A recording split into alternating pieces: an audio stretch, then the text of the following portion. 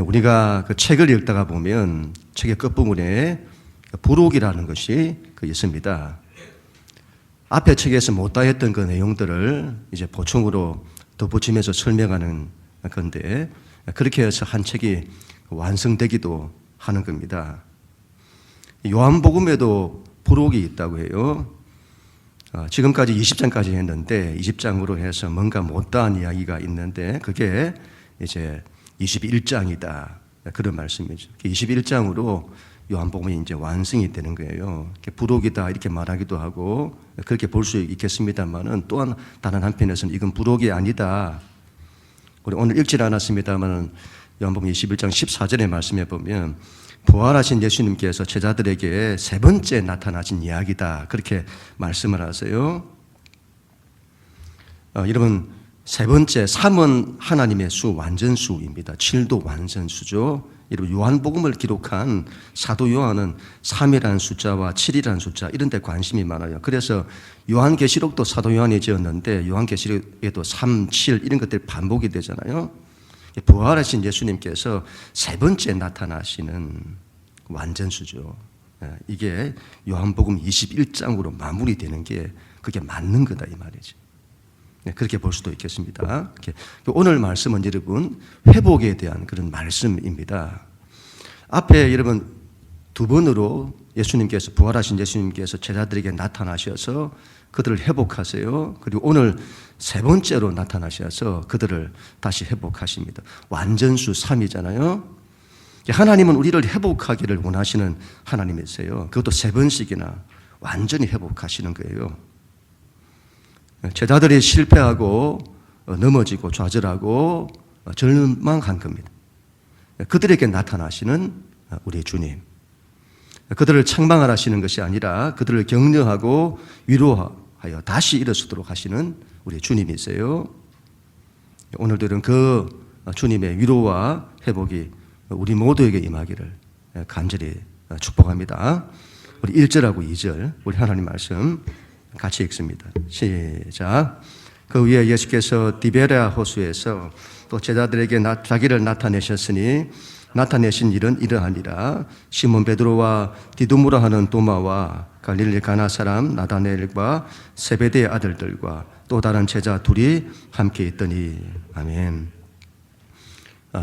지금 제자들이 디베랴 호수에 갔다. 그 디베랴 호수, 갈릴리 호수인 거죠. 요르단강 북단에 호수가 하나 있는데 그 호수를 갈릴리 호수다 그렇게 말하기도 하고, 그 호수의 모양이 비파 모양으로 생겼다 해서는 긴네렛, 또 게네사렛 호수다 그렇게 말하기도 하고, 또 디베랴 호수다, 디베랴 바다다 그렇게 말하기도 합니다. 제자들이 여러분 예루살렘에 있었는데 갈릴리로 간 거예요. 왜 갈릴리로 갔을까요? 왜 갈릴리로 갔을까요? 마태복음에 보면 예수님께서 부활하시고 난 이후에 제자들에게 이렇게 말씀을 하세요. 마태복음 28장 7절.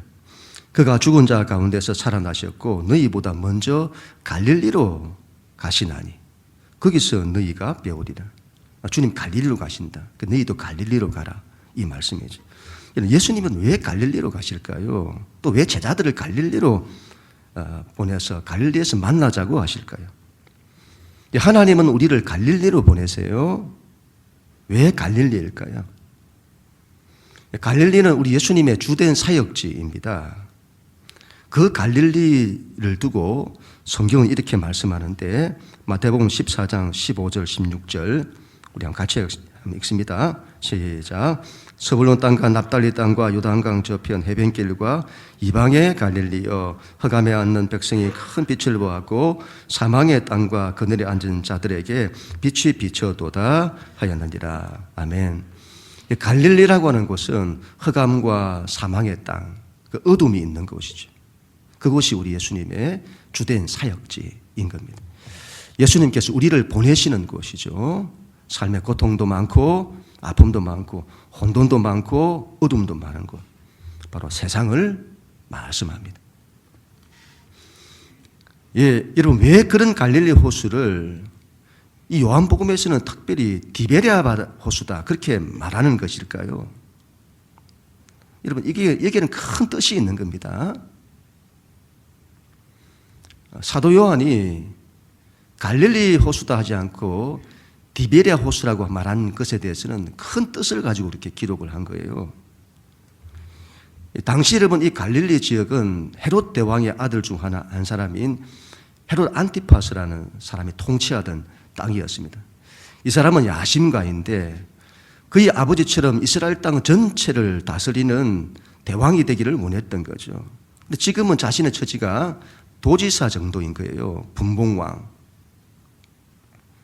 그가 대왕이 되기 위해서는 로마에 잘 보여야 하는데 그 당시 로마 황제가 디빌리우스인 거죠. 그 황제의 환심을 사기 위해서 도시를 하나 만들고 그곳 이름을 황제 이름을 따서는 디베랴 그렇게 붙인 겁니다. 이 디베랴 갈릴리 지역의 수도 디베랴 로마 황제 디벨리우스를 기억하게 하는 그 도시입니다.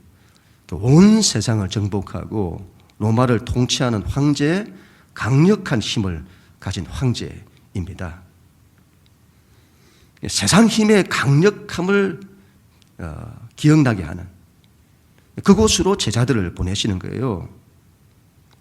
그런데 지금 제자들의 모습은요, 너무도 무기력한 모습이죠. 너무도 약해 보이고, 너무도 힘없어 보이고, 늘 실패하고 넘어지고, 로마 황제에 비하면 아무것도 아닌 그들인 거예요. 그런 곳으로 제자들을 보내세요. 세상의 힘이 얼마나 강력한지 모릅니다. 세상의 권세가 성도들의 권세를 다 깨뜨려요. 얼마나 그 힘이 큰지. 지금도 이런 세상이 돌아가는 걸 보세요. 그 거대한 힘을 누가 거스를 수 있을까요? 그런데 하나님께서 우리를 그곳에 보내시는 거예요. 대체 우리가 그곳에 가서 뭘 해낼 수 있을까요? 여러분, 이런 제자들에게 오늘 예수님께서 나타나시는데 그 제자들의 이름을 쭉 기록을 해요. 7명의 제자가 등장합니다. 여러분, 제자들이 12제자인데 7명의 제자가 등장해요. 정말 요한스럽잖아요. 7에 관심이 많아요. 완전수 7. 베드로가 등장합니다. 그 도마가 등장하죠. 나다나엘이라는 사람도 등장합니다. 그리고는 그 이후에는 이름이 또 기록이 안 돼요. 세베대의 아들이다. 아들들이다. 야고보와 요한을 말하는 거죠. 그리고 그들 이름은 또 기록을 하지 않고 또 이름 없는 또 다른 제자 둘. 그들이 누구인지는 알 수가 없는 거죠. 그렇게 7. 보세요 여러분. 특별히 관심 있게 이름을 기록한 사람이 베드로. 실패한 베드로죠. 예수님을 부인했던 베드로. 그것도 3번씩이나 부인했던 베드로. 도마죠. 의심 많은 도마. 주님이 그렇게 말씀하셨는데도 주님의 부활을 믿지 못했고 내가 주님을 보지 않고는 믿지 못하겠다고 말했던 그 도마. 나다나엘이죠. 나다나엘. 냉소주의자와 같았던 나다나엘. 요한복음 처음에 우리가 그리스도를 만났다. 나사렛 예수다 했을 때 나사렛에서 무슨 선한 게 나오냐고 말했던 그 나다나엘. 이런 제자들이죠. 이런 제자들을 가지고 뭘 하시겠다는 건지. 우리가 베드로이고 우리가 도마이고 우리가 나다나엘인 거지. 늘 실패하고 늘 넘어지고 늘 의심하고 믿음을 갖지 못하고 그런 우리가 뭘 할 수 있을까요? 예수님께서 그런 우리에게 나타나시는 거예요. 그런 우리를 회복하시는 겁니다.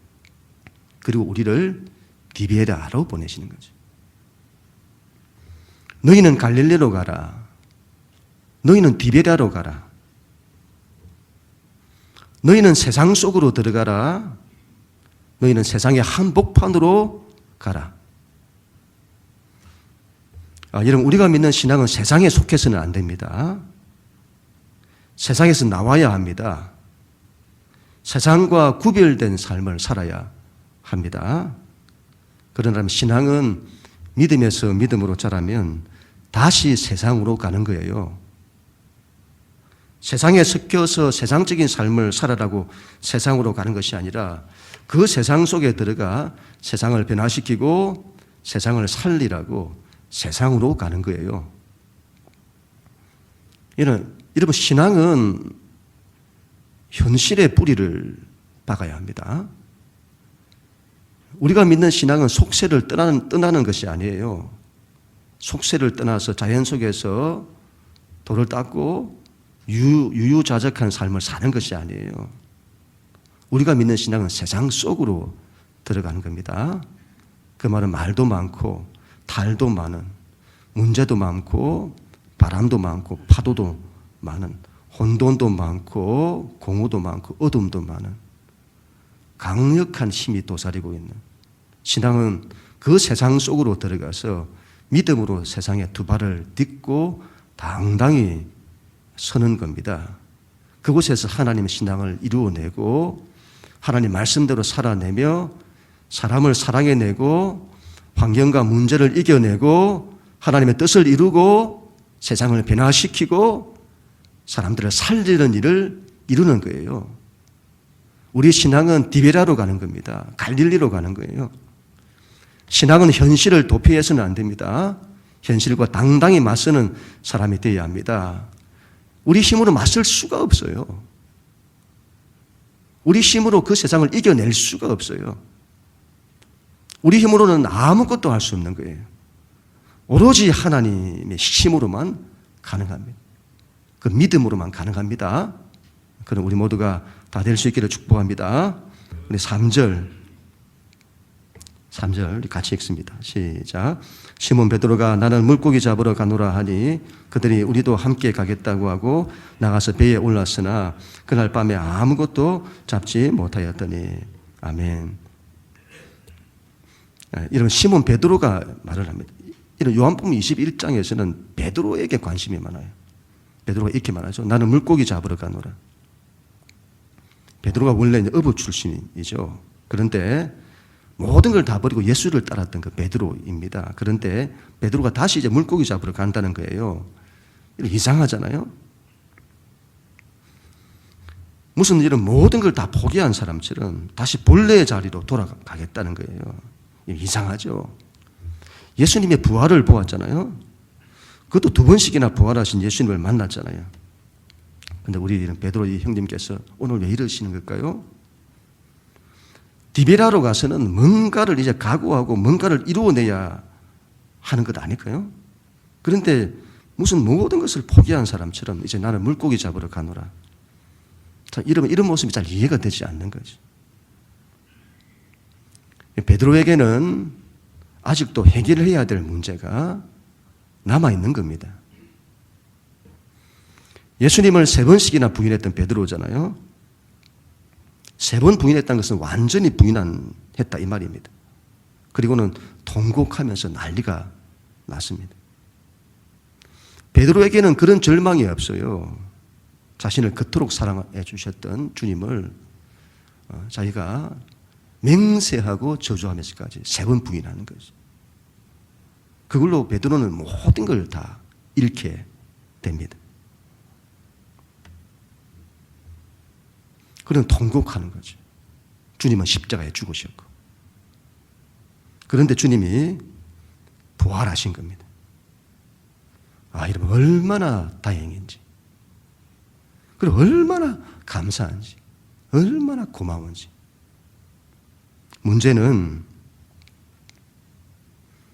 베드로에게 문제는 부활하신 주님이 이제 더 이상 자신을 사랑하지 않을 거라는 겁니다.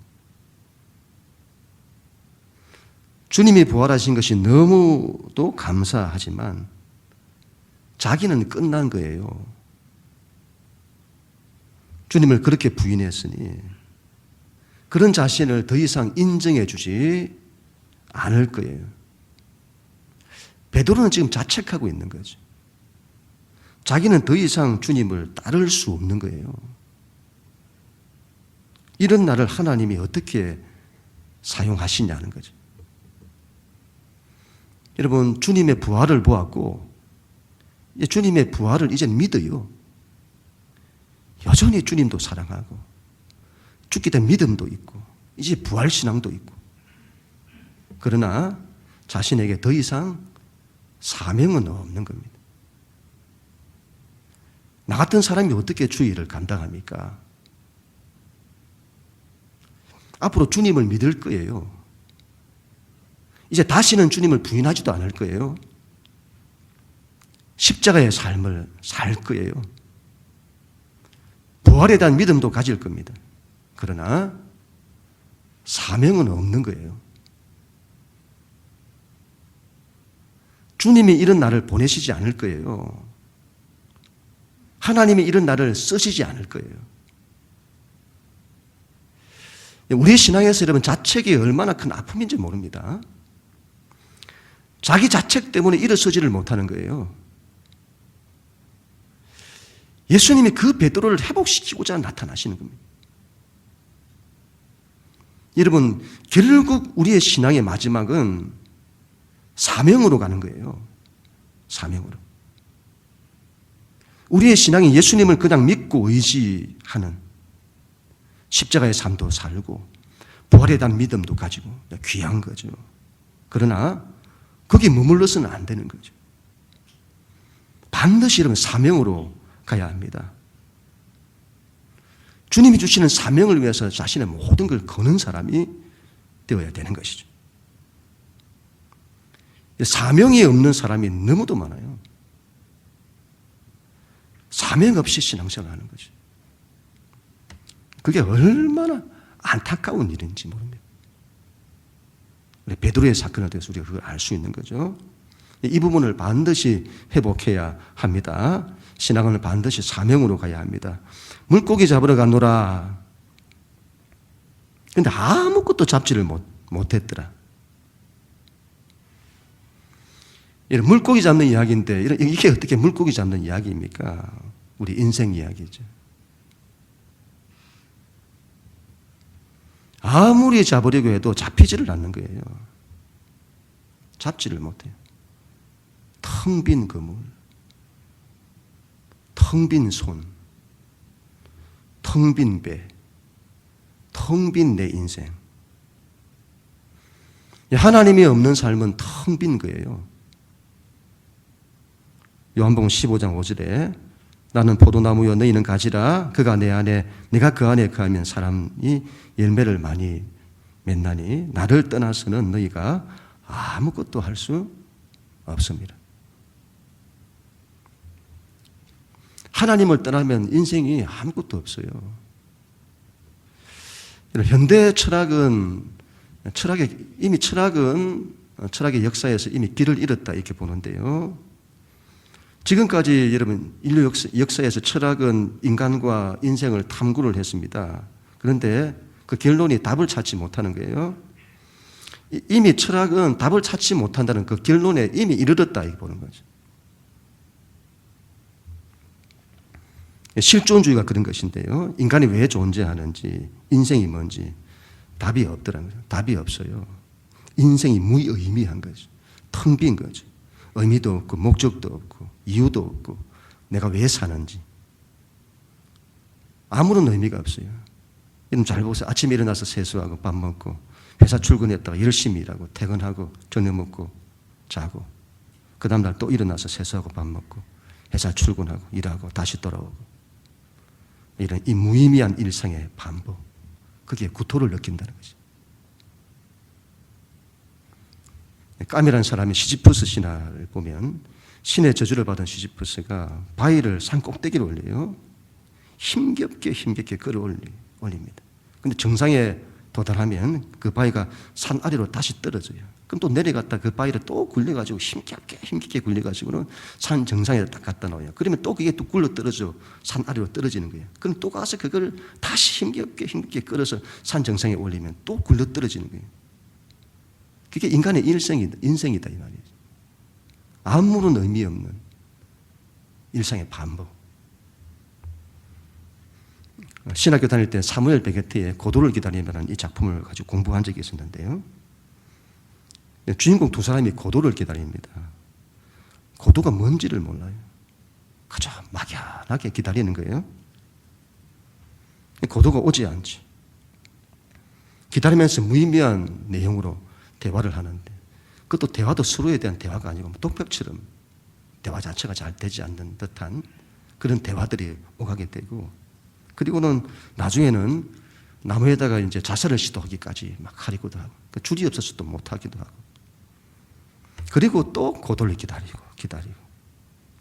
그러나 고도는 오지 않고. 이러면 그게 그 작품인 겁니다. 부조리를 말하죠. 이게 인생이다. 그걸 말하는 겁니다. 인생이라고는 결국 아무것도 없는 거예요. 텅 빈 겁니다. 텅 빈 인생, 텅 빈 손, 텅 빈 배, 텅 빈 집, 텅 빈 마음. 하나님이 없으면 아무것도 없어요. 하나님의 힘이 없으면 아무것도 잡을 수가 없습니다. 하나님 말씀 4절부터 6절까지 같이 읽습니다. 시작. 날이 새어갈 때에 예수께서 바닷가에 서셨으나 제자들이 예수이신 줄 알지 못하는지라. 예수께서 이르시되 얘들아 너희에게 고기가 있느냐 대답하되 없나이다. 이르시되 그물을 배 오른편에 던지라 그리하면 잡으리라 하시니 이에 던졌더니 물고기가 많아 그물을 들 수 없더라. 아멘. 날이 새어갈 때에 이렇게 말하죠. 여러분 새로운 시작을 말합니다. 새로운 시작. 그때 주님이 찾아오세요. 그 바닷가에 서시는 거죠. 우리의 실패의 자리에 텅 빈 그물, 텅 빈 손, 텅 빈 배, 그곳에 주님이 오시는 겁니다. 얘들아 너희에게 고기가 있느냐? 없습니다. 없습니다. 없는 거예요. 우리 인생이 없어요. 아무것도. 실패만 있는 거예요. 아무리 해도 안 되는 거예요. 예수님 말씀하시죠. 그물을 배 오른편에 던지라. 그물을 배 오른편에 던지라. 왼편으로 던지면 안 되나요? 베드로가 물고기 그래도 전문가인데 몰라서 그랬을까요? 그렇지 않죠. 오른편은 항상 하나님의 권능의 오른편, 하나님의 도움이 오는 방향, 하나님의 도우심과 하나님의 힘을 의존하는 오른쪽, 하나님의 힘을 의존하는 거예요. 하라는 거죠. 오른편으로 던지라. 그리하면 잡으리라. 여러분 제자들이 그 말씀에 그대로 순종을 하는 거예요. 그랬더니 물고기를 잡았는데 그물을 들 수 없을 정도로 잡게 됩니다. 지금 제자들에게 가장 시급한 것이 이것입니다. 말씀에 대한 회복이죠. 우리가 지난 주일에도 나누었습니다만 신앙은 여러분 보고 믿는 믿음이 있고 보지 않고 믿는 믿음이 있어요. 보지 않고 믿는 믿음이 어떤 믿음이라고 했죠? 하나님의 말씀을 믿는 믿음이죠. 이것이 반드시 우리에게 있어야 됩니다. 이게 회복되어야 합니다. 하나님 말씀대로 믿는 거예요. 관념적으로 성경 말씀을 내가 믿습니다. 지적으로 관념적으로 동의한다. 이런 걸 말하는 게 아니고 그걸 실제로 믿는 겁니다. 내가 직접 경험하지 않았을지라도 하나님이 말씀하시고 성경의 믿음의 사람들이 경험했던 하나님이 틀림없음을 내가 알고 그 말씀 그대로 믿는 거예요. 성령을 주셨다고 하면 성령에 대해서 자꾸 의심하지 말고 그 말씀 그대로 성령님이 틀림이 없고 그 성령님의 심, 성령님의 바람과 불, 성령님의 권능을 실제 의존하는 거예요. 예수님께서 세상의 빛이시라고 하면 그분이 빛이심을 그대로 믿고 의지하는 겁니다. 예수님의 선한 목자시라고 하면 그분을 그대로 목자 되심을 믿고 그대로 그분의 인도를 따라가는 거예요. 그래야 된다. 말씀에 대한 믿음입니다. 그래야 하나님이 경험되고 하나님의 역사가 나타나는 것입니다. 이게 안 되면 일을 이룰 수가 없어요. 이게 안 되면 그렇게 노력하며 그물을 던져도 텅 비게 되는 겁니다. 아무것도 없다 이 말이죠. 말씀에 대한 믿음을 가져야 합니다. 말씀대로 여러분 순종해야 합니다. 그래야 인생에서 뭔가를 잡을 수가 있는 거예요. 하나님의 말씀에 대한 절대 믿음을 가져야 합니다. 하나님의 말씀은 1.1획도 틀림이 없다는 믿음을 가져야 합니다. 이 믿음이 없어요. 하나님의 말씀이 틀림이 없다는 믿음을 가져야 합니다. 그래야 역사가 나타나는 거예요. 사탄 마귀가 사람을 어떻게 무너뜨리죠? 하나님의 말씀에 대한 믿음을 약하게 만드는 거죠. 사탄 마귀는 고단수라 하나님의 말씀을 믿지 말라고 하지 않아요. 적당히 믿게 하는 겁니다. 하나님의 말씀에 대한 믿음의 확신을 가지지 못하게 하는 겁니다. 우리가 어떻게 넘어지는지를 잘 보세요. 말씀에 대한 믿음이 없어서 넘어지는 것이 아니라 말씀에 대한 믿음의 확신이 없어서 넘어지는 겁니다. 말씀에 대한 절대 믿음을 가지고 말씀대로 순종해야 합니다. 말씀대로 살아야 합니다. 매일같이 하나님 말씀 읽으시고 묵상하세요. 하나님 말씀이 얼마나 좋은지. 어떻던가요? 하나님 말씀 읽는 게 싫던가요? 부담되던가요? 하나님 말씀이 얼마나 좋은지. 이 세상에 이런 말씀이 없습니다. 말씀에 대한 믿음 가지고 말씀 사모하시고 말씀대로 사세요. 그게 좋은 겁니다. 그래야 우리 인생의 그물이 채워지게 되는 것입니다. 그럼 우리 모두가 다 될 수 있기를 축복합니다. 마지막 7절 같이 읽습니다. 7절 시작. 예수께서 사랑하시는 그 제자가 베드로에게 이르되 주님이시라 하니 시몬 베드로가 벗고 있다가 주님이라 하는 말을 듣고 겉옷을 두른 뒤에 바다로 뛰어내리더라. 아멘. 처음에 제자들은 예수님이신 줄을 알지를 못했습니다. 예수님께서 사랑하시는 그 제자, 바로 요한복음을 기록한 사도 요한이죠. 요한이 주님을 먼저 알아봐요. 주님을 제일 사랑했던 사람이잖아요. 여러분, 사랑하는 사람이 먼저 알아보는 겁니다. 베드로에게 주님이시다 하자 시몬 베드로가 벗고 있다가 주님이시라는 말을 듣고는 급하게 옷을 입은 후에 바다로 뛰어듭니다. 거리가 한 50간쯤 되었다고 하는데 약 200규빗, 거리로 하면 한 90에서 100m쯤 되는 그 거리인데 그 바다에 뛰어들어 헤엄쳐 죽게로 가는 거죠. 여러분, 바다에 뛰어들어서 헤엄을 쳐서 가려면 입고 있던 옷도 벗고 들어가야 되는 거잖아요. 그런데 옷을 입고 이러면 어떻게 뛰어드냐, 어떻게 수영을 하냐 이 말이죠. 옷을 입고 뛰어드는 거죠. 옷을 벗고 있다가 다시 입었다는 것은 영적으로 큰 의미를 가지는 겁니다. 성경은 사람이 변화될 때에 이걸 옷 입는 걸로 이야기를 많이 해요. 옛사람을 벗어버리고 옷을 벗듯이 벗어버리고 새 사람을 옷 입듯이 입으라 이렇게 말하잖아요. 또한 옷을 벗고 있다는 이 말은 부끄러운 모습을 말하기도 합니다. 베드로는 주님 앞에 이제 부끄러운 모습으로 서지 않기를 원하는 거죠. 주님 앞에 설 때 예를 다하는 겁니다. 예를 갖추고 주님 앞에 서기를 원하는 거죠. 얼마나 이런 주님께 대한 마음이 간절한 마음을 가졌을까요? 주님이시다 하는 말에 제일 먼저 물불 안 가리고 뛰어드는 겁니다. 바다로 뛰어든 거잖아요.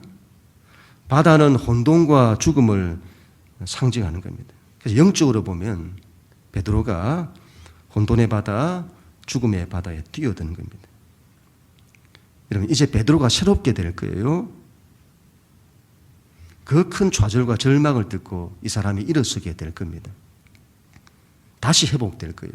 이제는 베드로는 그 어떤 죽음의 자리도 마다하지 않고 주를 위해서 자신의 모든 걸 던지는 자가 될 것입니다. 부활하신 주님께서 두 번째 제자들에게 나타났을 때는 도마를 위해 나타나신 것 같잖아요. 그런데 세 번째 나타나시는 것은 베드로를 위해서 나타나신 것 같습니다. 모든 걸 잃어버린 베드로, 주님을 그토록 사랑했던 베드로, 그러나 주님을 부인했던, 그것도 세 번씩이나 부인했던 그런 베드로에게 주님은 세 번 나타나 주시는 거죠. 그리고 그를 다시 회복하시는 겁니다. 저는 요한도 좋지만 베드로가 좋아요. 늘 허물 많은 나이인 겁니다. 늘 실수도 많고 늘 넘어지는 그런 나이인 거죠. 때로는 자기 자신에 대한 자책 때문에 일어서지 못하는, 내가 왜 그랬을까? 내가 그렇게 하지 않았어야 했는데, 그렇게 자책하는 거죠. 주님을 여전히 너무도 사랑하고 주님께 대한 믿음도 여전히 있고 이제 주님의 부활에 대한 믿음까지 가지는 우리인 겁니다. 그런데 사명은 잃어버린, 주님 사랑하고 믿지만 주님이 이런 나를 쓰시지는 않을 거라는, 우리는 베드로인 거죠. 그런 우리를 찾아봐 주시는 우리 주님이십니다. 우리를 다시 회복시키시는 거죠. 주의 일을 감당할 수 있도록 우리 일어서게 하시는 겁니다. 오늘은 이런 무엇보다 말씀에 대한 믿음으로 일어섰으면 합니다. 그리고 이런 세상으로 우리를 보내세요. 당당히 세상에 나가는 우리가 되어야 되겠습니다. 세상이라는 디베라 바다로 나가 말씀에 대한 믿음으로 그물을 내려 고기를 잡는 우리가 되어야 합니다. 말씀을 의지하여 그물을 배 오른편으로 던져야 합니다. 하나님의 힘을 의지해야 합니다. 그래야 텅 빈 그물이 채워지게 되는 것입니다. 그런 우리 모두가 다 될 수 있기를